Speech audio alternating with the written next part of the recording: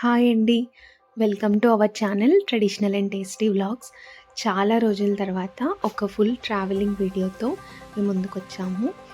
ఇది హైదరాబాద్లో ఉన్న వాళ్ళకి ఒక మంచి వీకెండ్ డెస్టినేషన్ అండి. వన్ డే ట్రిప్ లాగా వెళ్ళి రావచ్చు. అదేంటంటే తెలంగాణ తిరుపతి. మేము మార్నింగ్ 8కి అలా స్టార్ట్ అయ్యాము. ఫుడ్ అంతా ఇంట్లోనే ప్రిపేర్ చేసుకొని వెళ్ళాము. బయట ఫుడ్ ఎందుకులే, సరదాగా ఇంట్లోనే ప్రిపేర్ చేసుకుందామని పులిహార, దద్దోజనం, అలాగే రైస్, పాలకూర పప్పు, వంకాయ ఫ్రై, ఉసిరికాయ పికిల్ ఇవన్నీ ప్రిపేర్ చేసుకొని ప్యాక్ చేసుకొని తీసుకొని వెళ్ళాము. ఈ ప్లేస్కి పటాన్ చెరు నాందేడ్ హైవే నుంచి వెళ్ళాలి.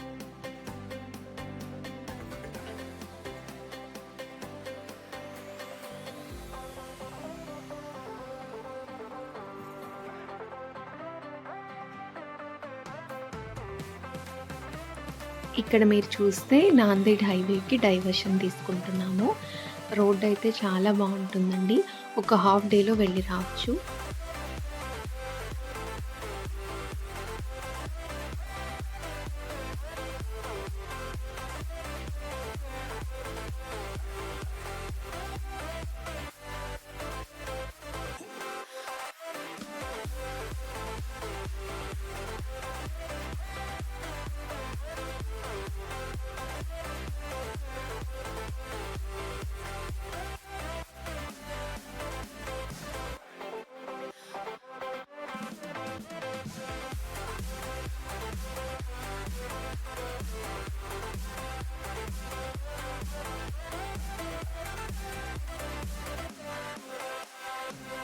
కొంత దూరం ట్రావెల్ చేసిన తర్వాత మనకి బాన్స్వాడ అనే విలేజ్ కనిపిస్తుంది. దాని నుంచి లోపలికి ట్రావెల్ చేయాలి.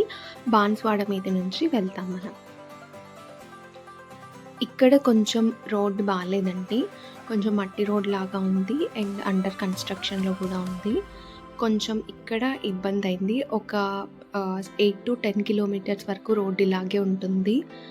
అండ్ ఇక్కడ చూసారా, ఈ విలేజ్ అయితే చాలా బ్యూటిఫుల్గా అక్కడక్కడ పెంకుటిళ్ళతో చాలా బాగుంది. ఎక్సెప్ట్ ఈ రోడ్డు ట్రావెలింగ్ అంతా చాలా బాగుంటుందండి. ఈ ఒక్క రోడ్డే కొంచెం అంతగా బాగోదు. సో ఇది దాటిన తర్వాత మళ్ళీ మనకి మంచి రోడ్డు వస్తుంది. ఇక్కడ చూస్తే రోడ్డు పక్కనంతా వడ్లు అలాగే ఏవో ఆరబెట్టుకొని ఉంచుకున్నారు. సో దీనివల్ల కూడా కొంచెం ట్రాఫిక్ క్రియేట్ అయింది మేము వెళ్ళే దారిలో.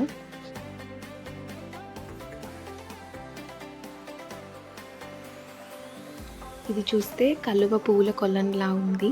చాలా చాలా ఫ్లవర్స్ ఉన్నాయండి. చాలా బ్యూటిఫుల్గా ఉంది.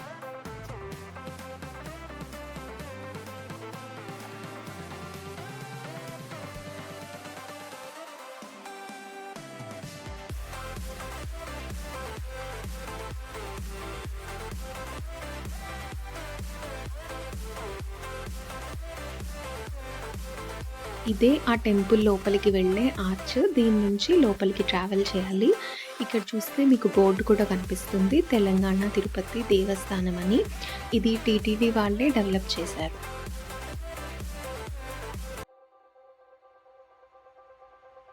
ఈ టెంపుల్కి వెళ్ళాలంటే మనం కొండపైకి ట్రావెల్ చేయాలండి. సో కింద మనకు ఒక వినాయకుడి గుడి కనిపిస్తుంది, సాక్షి వినాయక టెంపుల్ అని. దాన్ని దర్శనం చేసుకొని పైకి ట్రావెల్ చేయాలి.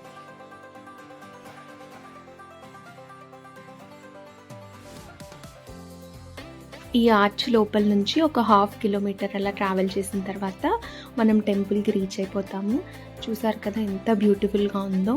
కొండ పైనుంచి కిందకి వ్యూ కూడా చాలా చాలా బాగుంటుందండి. అందరూ తప్పకుండా వెళ్ళి దర్శనం చేసుకోవాలి. చాలా బాగుంటుంది.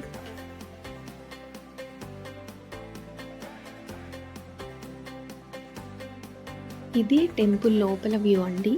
ఈ టెంపుల్లో స్పెషాలిటీ ఏంటంటే మనకి వెంకటేశ్వర స్వామితో పాటు దర్గా కూడా చూడొచ్చు. ఈ 2 దేవుళ్ళు ఒకేసారి వెలిసినందుకు ఇక్కడ టెంపుల్ లోపలే దర్గాని కూడా ఏర్పాటు చేశారు.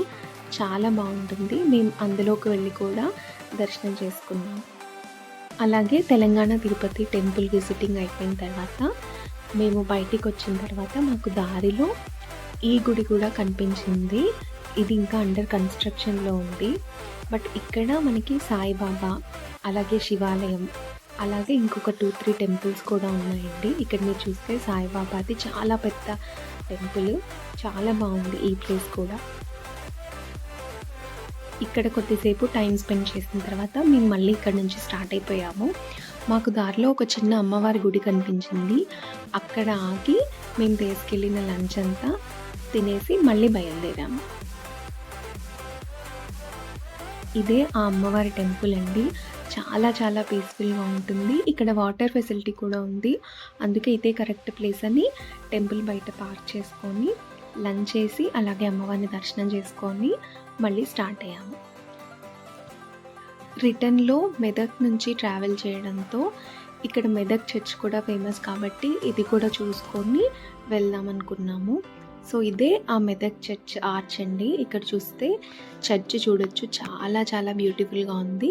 ఆర్కిటెక్చర్ అంతా చాలా బాగుంటుందండి.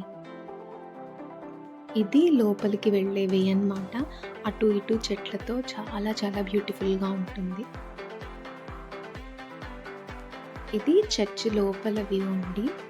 చాలామంది వచ్చారు విజిట్ చేయడానికి.